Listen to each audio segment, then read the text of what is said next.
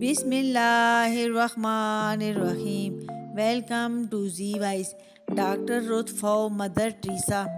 Doctor Ruth فو کیتھرینا Martha فو جرمنی میں 1932 میں پیدا ہوئی تھیں اور دوسری جنگ عظیم کی تباہ کاریوں کے درمیان آنکھ کھولی تھی. جرمنی میں رتھ فو نے طب کی تعلیم حاصل کرنے کا آغاز کیا اور 1949 میں مینز سے ڈگری حاصل کی. زندگی میں کچھ کرنے کی خواہش ڈاکٹر رتھ فو کو ایک کیتھولک مشنری تنظیم Daughters of the Holy Heart of Mary تک لے گئی اور انہوں نے انسانیت کی خدمت کو اپنا مقصد حیات قرار دے لیا. 1958 میں انہوں نے پاکستان میں جذام کے مریضوں کے بارے میں ایک دستاویزی فلم دیکھی تو تڑپ اٹھی.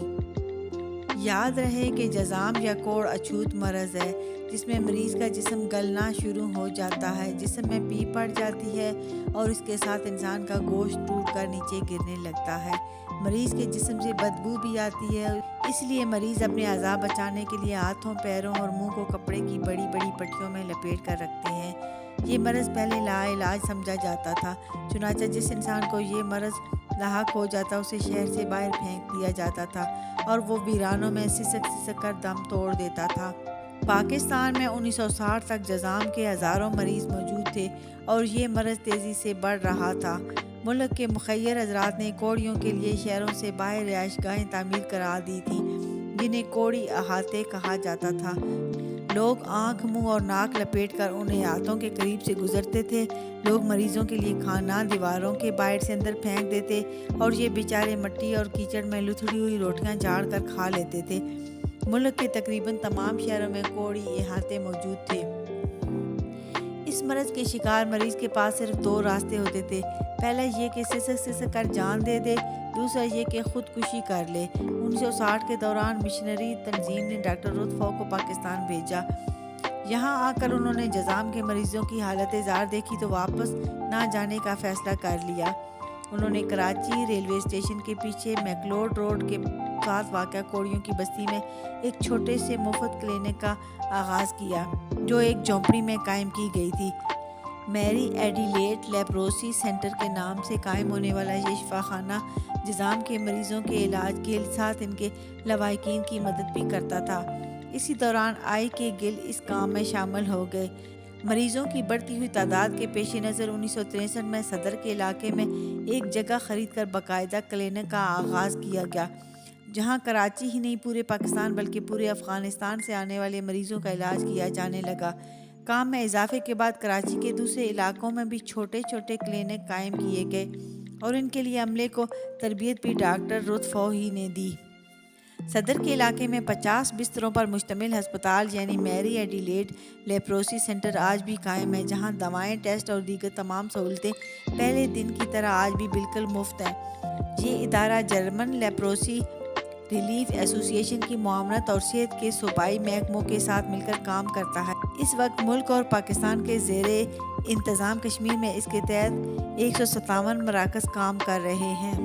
اس کے علاوہ یہ ادارہ جذام کے مرض سے متعلق ڈاکٹروں اور طبی عملے کو تربیت بھی فراہم کر رہا ہے. ڈاکٹر رتھ فو کی خدمات سے واقف افراد جانتے ہیں کہ اگر وہ نہ ہوتی تو آج بھی پاکستان میں جذام کے مریض سڑکوں پر دھکے کھا رہے ہوتے اور انہیں کوئی پوچھنے والا نہیں ہوتا. یہ ڈاکٹر رتھ فو تھیں جو گھروں سے جذام کے مریضوں کو لے کر آتی اور ان کا علاج کرتی تھیں. وہ ان کی مالی ضروریات، گھر کا کرایہ، آنے جانے کا خرچ اور دیگر اخراجات بھی پورے کرتی تھیں.